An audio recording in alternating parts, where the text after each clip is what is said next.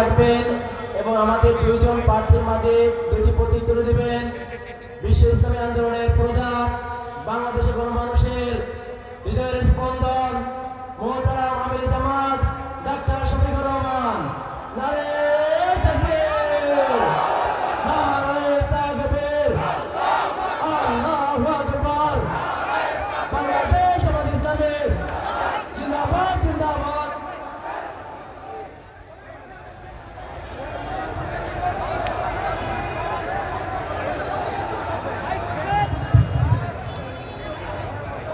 আসসালামু আলাইকুম রহমতুল্লাহ। সম্মানিত এলাকাবাসী ভাই ও বোনেরা, আপনারা কেমন আছেন? দুর্বল আলহামদুলিল্লাহ না সবল আলহামদুলিল্লাহ? আলহামদুলিল্লাহ, আলহামদুলিল্লাহ রব্বিল আলামিন, ওয়াসসালাতু ওয়াসসালামু আলা রাসূলিহিল কারীম ওয়া আলা আলিহি ওয়া সাহবিহি ওয়া আহলি বাইতি আজমাইন। ঢাকা 17 আসনে আসন্ন নির্বাচনে 11 দল সমর্থিত জামাত ইসলামী মনোনীত প্রার্থী বিশিষ্ট চিকিৎসক সমাজসেবক জনাব ডাক্তার এস.এম. খালেদুজ্জামান এর পক্ষে আজকে আয়োজিত এই নির্বাচনী জনসভার সম্মানিত সভাপতি বিশিষ্ট চিকিৎসক জনাব ডাক্তার আসাদুজ্জামান কাবুল, মঞ্চে বসা 11 দলের সম্মানিত নেতৃবৃন্দ, শহীদ পরিবারের সদস্যবৃন্দ, জুলাই যুদ্ধে অংশগ্রহণকারী বীর যোদ্ধাবৃন্দ এবং ভাই ও বোনেরা, সাংবাদিক বন্ধুগণ, বক্তব্য আপনারা শুনছেন দীর্ঘক্ষণ ধরে। আর কত শুনতে শুনতে তো ক্লান্ত হয়ে পড়েছেন। এই জন্য আপনাদের ক্লান্তি খুব একটা বাড়াতে চাই না। জাতির প্রয়োজনে দুই একটি কথা বলে ইনশাআল্লাহ বিদায় নেওয়ার চেষ্টা করব। মা তাওফিক ইল্লা বিল্লাহ। প্রিয় দেশবাসী, বাংলাদেশ ইতিহাসের একটি গুরুত্বপূর্ণ বাঁকে এসে এখন দাঁড়িয়েছে। এক এক করে স্বাধীনতার পর 54টি বৎসর আমরা অতিক্রম করেছি। আমরা অনেকগুলো দলের শাসন দেখেছি, জোটবদ্ধ শাসনও আমরা দেখেছি। সেই শাসনগুলো একেবারেই বাংলাদেশের মানুষের জন্য কিছুই করে নাই, একথা আমি বলবো না। তারা করেছে, কিন্তু সদিচ্ছা থাকলে আরো অনেক কিছু করার সুযোগ ছিল। তারা করতে গিয়ে অনেকে কিছুটা জনগণকে গুরুত্ব দিয়ে করেছে, আবার কেউ জনগণকে ভুলে গিয়ে নিজের গুরুত্ব তুলে ধরেছেন। যারা নিজেকে দেখেছেন তারা দেশের অর্থনীতিকে পঙ্গু করে দিয়েছেন, লুটপাট করেছেন, সিন্ডিকেট করেছেন, চাঁদাবাজি করেছেন, নিজে দুর্নীতি করেছেন, দুর্নীতিবাজদেরকে শরিক করেছেন। এই জাতি তিলে তিলে জর্জরিত। শেখ হাসিনা যখন ক্ষমতা ছেড়ে পালিয়ে যান, বাংলাদেশ তখন বিধ্বস্ত অবস্থা। ব্যাংকিং ব্যবস্থা মুখ টুকরে পড়ে গেছে। শেয়ার বাজার তার আমলে, তার দুই শাসন আমলে দুইবার লুট হয়েছে। 134 জন মানুষ শেয়ার মার্কেটে সব হারিয়ে আত্মহত্যা করেছে। লক্ষ লক্ষ তরুণ যুবক একদম নিঃস্ব হয়ে গেছে। আরো অনেক বিনিয়োগকারী তারা সব হারিয়ে পথে বসেছে এবং এই সব কাজগুলো করেছেন শেখ হাসিনা। শেখ হাসিনার আশ্রয় এবং প্রশ্রয়ে এই মহা দুর্নীতি হয়েছে। একদিকে এই দুর্নীতি, আরেকদিকে দুঃশাসন। দুঃশাসনের কবলে পড়েছিল সারা বাংলাদেশ, বিশেষভাবে প্রতিপক্ষ রাজনৈতিক সংগঠনগুলো, এর মাঝে আবার বিশেষভাবে জামাত ইসলামী। এই একটি দলের উপর শতাব্দীর সবচেয়ে বড় জুলুম করা হয়েছে। এক এক করে 11 জন নেতাকে খুন করা হয়েছে। তারপরে 1000 কর্মীকে খুন করা হয়েছে, 5000 কর্মীকে পঙ্গু করা হয়েছে, 700-র মতো সহকর্মীকে গুম করা হয়েছে। তার মধ্যে 8 জন এখনো ফিরে আসেননি আমাদের বুকে। তারা কি আছেন না দুনিয়া ছেড়ে চলে গেছেন?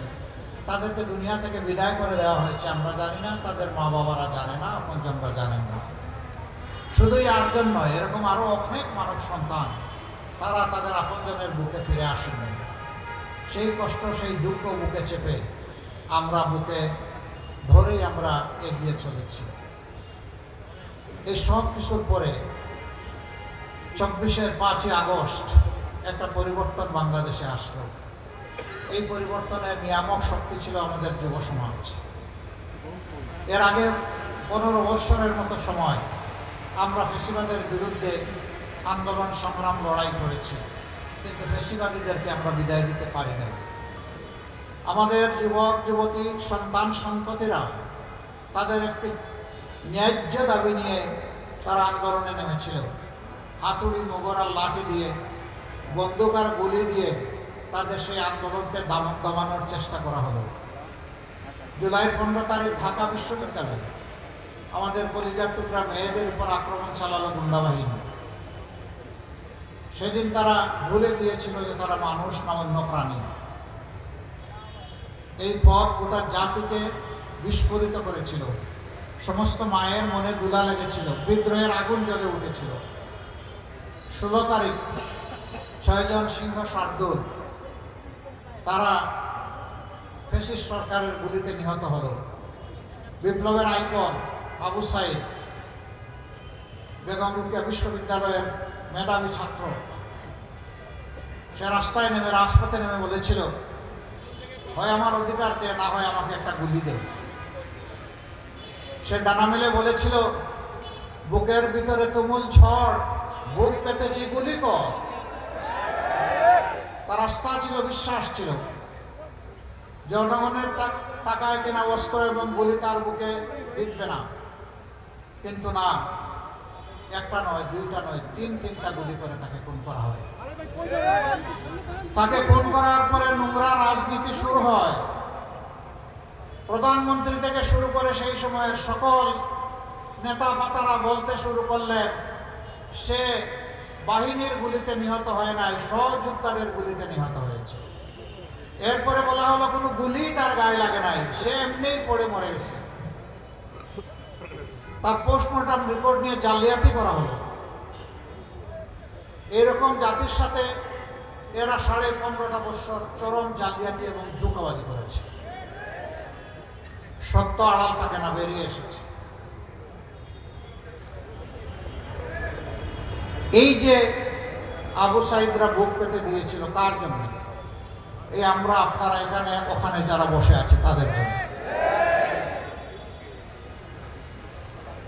আপনার আমার মুক্তির জন্যে, মাথা উঁচু করে বুক ফুলিয়ে বাংলাদেশে চলার জন্যে, অপশাসনকে বিদায় জানানোর জন্যে, দুর্নীতিকে লাল কার্ড দেখানোর জন্যে, বৈষম্য দূর করার জন্যে, মানুষের ন্যায্য অধিকার প্রতিষ্ঠার জন্যে। এই জন্যে সেদিন আমাদের সন্তানদের স্লোগান ছিল, উই ওয়ান্ট জাস্টিস। আমরা সমাজে আর কোনো অবিচার চাই না। অবিচারের সংস্কৃতি থেকে আমরা এই জাতিকে বের করে আনবো। আলহামদুলিল্লাহ তারা বের করে এনেছে, তাদেরকে সেলিউট। তারা যখন রাস্তায় নেমে এসেছে, মায়েরা তখন ঘরে বসে থাকেন নাই, তারাও রাস্তায় নেমে পড়েছেন। সন্তান তার লড়াই করবে অন্যায়ের বিরুদ্ধে, মা বসে থাকবেন করে। বিপ্লবী মাদের জন্য এটা মানায় না। এই জন্য মারাও সেদিন রাস্তায় নেমে এসেছিলেন। এমনকি এক মা তো তার 10 মাসের অবুঝ শিশুকে বুকে তুলে নিয়েই রাস্তায় নেমে পড়েছিলেন। সাংবাদিকরা তাকে জিজ্ঞেস করেছিল, আপনি এই কাজটা করতে গেলেন কেন? তিনি বলেন, কি কাজ করেছি? বলেন যে আপনি তো সাংঘাতিক কাজ করেছেন। এই অবুঝ শিশুকে বুকে নিয়ে তুলে নিয়ে মুহুর্মুহু গুলির সামনে যেখানে একটার পর একটা বিপ্লবীদের লাশ পড়ছে, সেখানে আপনি আসলেন কেন? তিনি বলেছিলেন, সো হোয়াট, কি হয়েছে? বলে, হ্যাঁ কি হয়েছে মানে? গুলি এসে যদি আপনার মুখ কিংবা সন্তানের মুখ অথবা দুইজনকেই যদি আফুল করে দেয়, বলেছেন না বেটা, আমি এবং আমার সন্তান শহীদের তালিকায় নাম লেখায় ফেলবো। এরপরে মা বললেন, এই সাংবাদিক, তুমি জেনে রাখো, সন্তান আমার কোলে যাকে দেখছো, একটাই আমার সন্তান নয়। আজকে বাংলাদেশের রাজপথে যত তরুণ তরুণী, যুবক যুবতী রাস্তায় নেমেছে, এই সবগুলো আমার সন্তান। আমি আমার সন্তানদেরকে শক্তি যোগাতে এসেছি। আমি বলতে এসেছি, তোমরা কাপুরুষ হয় না, তোমরা লড়ে যাও, বিজয় তোমাদের অনিবার্য। আমরা এই মায়েদের কাছে ঋণী। প্রিয় দেশবাসী, কেমনে এত তাড়াতাড়ি আমরা জুলাইয়ের বিপ্লবীদের ভুলে বসেছি? কেমনে নিজের সাথেই প্রতারণা করা যায় আমি বুঝি না। অনেকে জুলাইকেই স্বীকার করেন না। জুলাই চেতনা ধারণা করে জুলাই সনদ অনেকে বাস্তবায়ন চান না। অনেকে সংস্কারের পক্ষে না এখন বলেই দিচ্ছেন যে অনিচ্ছা সত্ত্বে আমরা সংস্কারের সাইন করেছি। এখানে সাইন না করা পক্ষ আছে, কিন্তু তারাও আজ দিচ্ছে সংস্কারে হা বলতে হবে। অথচ তারা সেদিন স্বাক্ষর করলেন, তারা এখন চুপ, তাদের মুখে এখন কোনো বলি নাই। তাদেরকে তাদের অবস্থান বিনয়ের সাথে বলবো, আপনারা স্পষ্ট করুন, আপনারা কি সংস্কার চান নাকি আপনারা সংস্কার চান না? তারা আপনাদেরকে বলি নাই, যারা চুপ করে আছেন আপনাদেরকে খুলাসা করতে হবে, বলতে হবে আপনারা কি চান। যদি আপনারা সংস্কার চান, এদেশের মানুষ বিবেচনা করবে এক ধরনের, যদি সংস্কার না চান তাহলে সিদ্ধান্ত নেবে ভিন্ন ধরনের। আমি আপনাদের কাছে জানতে চাই, যেই রাজনীতি আমাদেরকে ফেসিবাদ, লুণ্ঠনকারী, দুর্নীতিবাজ, ব্যাংক ডাকাত, মায়ের হত্যাকারী, আমার মায়ের ধর্ষণকারী, ইজ্জত লুণ্ঠনকারী, শিশু হত্যাকারী, বৃদ্ধ হত্যাকারী যে শাসন ব্যবস্থা আমাদেরকে উপহার দিয়েছে, আপনারা কি সেই শাসন চান? করোনা অবস্থা বোঝা সেই শাসন অবশ্যই আপনারা চান না। তাহলে আগামী 12 তারিখ ইনশাআল্লাহ প্রথম ভোট হবে হ্যাঁ। আমরা গণভোটে কি বলবো? প্রথম সিল পড়বে কিসের উপর? হ্যাঁ মানে আজাদি, না মানে গুলামি। আজাদি না গুলামি? আজাদি, আজাদি। সম্মানিত ভাইরা এবং আমার বোনেরা, এই আমরা কয়েকজন মানুষ দায়িত্ব নিলে ইনশাআল্লাহ আমরা চেহারা পাল্টে দিতে পারবো। আমরা ঘরে ঘরে জনে জনে আপনজন, প্রিয়জন, পাড়া প্রতিবেশী, কর্মস্থলের সাথী সবাইকে আমরা বুঝাবো, আমরা মর্যাদা নিয়ে বাঁচতে চাই, আমরা নতুন বাংলাদেশ চাই। আমরা গর্ব করে বলতে চাই আমি বাংলাদেশ, আপনি বলবেন আপনিই বাংলাদেশ। আমরা সেই বাংলাদেশটি গড়তে চাই, যে বাংলাদেশের নাগরিক হয়ে গর্বের সাথে পরিচয় দেওয়া যাবে যে আমি একজন বাংলাদেশী। এখন সেই পরিচয় সংকট অনেক জায়গায় আছে। আমাদের দেশের যে শেয়ার বাজার লুট করা হয়েছে, ব্যাংক লুট করা হয়েছে, জনগণের সম্পদ লুট করা হয়েছে, বিদেশে পাচার করা হয়েছে। বাংলাদেশ ব্যাংকের তথ্য অনুযায়ী অফিসিয়ালি যেই মানির সন্ধান পাওয়া গেছে তার পরিমাণ হচ্ছে 28 লক্ষ কোটি টাকা। বাংলাদেশের রাষ্ট্রীয় বাজেটের 4 গুণ বার্ষিক বাজেটের। আমরা আপনাদেরকে কথা দিচ্ছি, আপনাদের ভালোবাসায় ভোটে আল্লাহ যদি আমাদেরকে সুযোগ দেন, নির্বাচিত করেন, এই দেশ সেবার দায়িত্ব আমাদের হাতে আল্লাহ তুলে দেন, আমরা ওই সমস্ত লুটেরাদের মুখ দিয়ে হাতের পেটের ভিতরে হাত ঢুকিয়ে আপনাদের এই অর্থ উদ্ধার করে নিয়ে আসবো। এই অর্থ কোনো পরিবার, কোনো গোষ্ঠীর প্রয়োজনে ব্যয় হবে না। এই অর্থ রাষ্ট্রীয় কোষাগারে সংযুক্ত করা হবে ইনশাআল্লাহ। আর তাই দিয়ে এই দেশের যুবকদের হবে কর্মসংস্থান, এই দেশের জনগণের হবে উন্নয়ন ইনশাআল্লাহ। সেই উন্নয়ন এবং কর্মসংস্থান হবে ইনসাফের ভিত্তিতে, কারো মামু খালুর টেলিফোনে নয়। ওই টেলিফোনের পরোয়া সেদিন আমরা করবো না। বিবেক দিয়ে ইনসাফ আমরা কায়েম করবো ইনশাআল্লাহ। যার যেটা অধিকার, যার যেটা হক, তার হাতে সেটা পৌঁছে দেওয়া হবে আমাদের দায়িত্ব। মানুষকে সেদিন আন্দোলন করতে হবে না, মিছিল করতে হবে না। অনেকে আবার এটার ভুল ব্যাখ্যা করে, কয় আপনারা কি বন্ধ করে দিবেন freedom of expression? No, freedom of এক্সপ্রেশনকে শতবার শ্রদ্ধা করবো, আরো বেশি বিকশিত করবো। মানুষ কেন তার অর্থের এবং সময়ের অপচয় করে দিনের পর দিন, রাতের পর রাত রাস্তায় পড়ে থাকবে? এটি একটি দেশের জন্য লজ্জা। এই জিনিস আমরা হতে দেব না। মানুষের সমস্যাগুলো মানুষের সাথে ডায়লগ করে তুলে এনে অগ্রাধিকারের ভিত্তিতে সেগুলো সমাধান করা হবে রাষ্ট্রের দায়িত্ব, এবং এই রাষ্ট্র এটা করবে ইনশাআল্লাহ। আমরা আপনাদেরকে কথা দিচ্ছি, 17 মাস আমরা চাঁদাবাজি করি নাই। আমি কি ঠিক বললাম না বেঠিক বললাম? 17 মাস আমরা মামলা বাণিজ্য করি নাই। 17 মাস আমরা দখল বাণিজ্য করি নাই, 17 মাস আমরা কোনো মায়ের ইজ্জতে হাত দেই নাই, 17 মাস আমরা কোনো মানুষের গুম হারাম করি নাই, 17 মাস আমরা সমাজে সন্ত্রাস কায়েম করি নাই। আমরা বলেছিলাম এগুলো আমাদের খাসলতের সাথে, চরিত্রের সাথে যায় না, আমরা এগুলা করি না। আগামীতে আল্লাহ যদি আমাদেরকে এই দেশের দায়িত্ব দেন, এগুলো আমরা করতে দেব না।